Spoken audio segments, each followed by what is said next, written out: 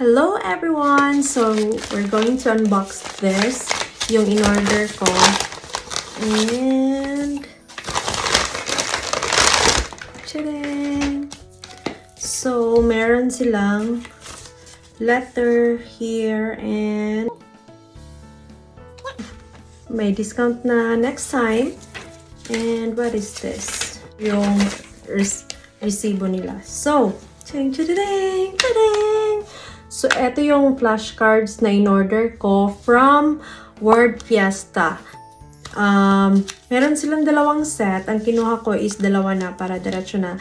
Meron silang set A, the verbs, and then set B, the opposites. Ganito siya. And, ganito ang nasa loob niya.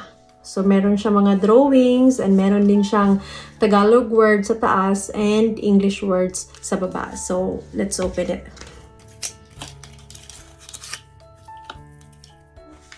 Like this. For example is lakad. Ang sa baba, ibig sabihin ng lakad is walk. So, malalaman nila kung ano yung English tsaka Tagalog word.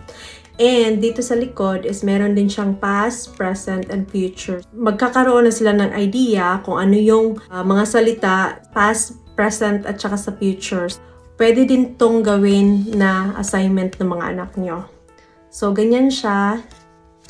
Yan yung nasa likod at ganito yung nasa harap. So, these are the verbs. So, ganito siya. Iba-ibang words.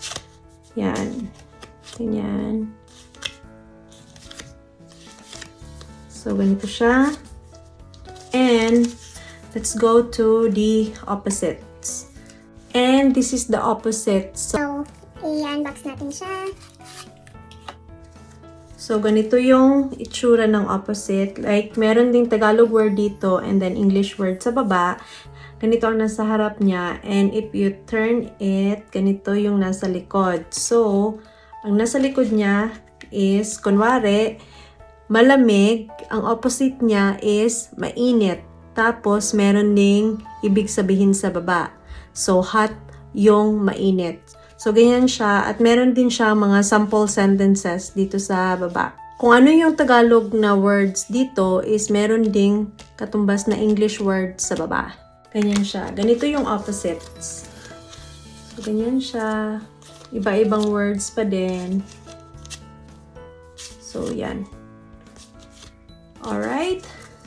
Kasi si JL is hindi niya alam ang mga Tagalog words. Kahit na magandang umaga po, magandang gabi po, hindi niya alam ang mga ganong words. Kaya bumili ako ng ganito para naman matuto siya mag-Tagalog. Kasi ang alam niyang language are Bisaya and English. So Tagalog, hindi niya alam as in. So yun, ganito siya. For those moms na nandito sa Australia, so I encourage you to order something like this para sa mga anak nyo, especially to those moms na yung mga anak nila ay lumaki na sa Australia at hindi na lumaki dun sa Pilipinas, dito na sila lumaki. Encourage you to order like this para naman matuto sila sa mga lingwahe natin. Pwede din ninyong gawing banding ito kasi pwede kayong mag-exam, o diba? So, yun lang. And don't forget to follow them on Instagram, Word Fiesta, at ilalagay ko yung page nila sa description box. So, just check them out. So, yeah, ang bait-bait ni Kay, as in sobra. So, yun lang. Thank you, Kay. Thank you, Word Fiesta, for this. See you next time!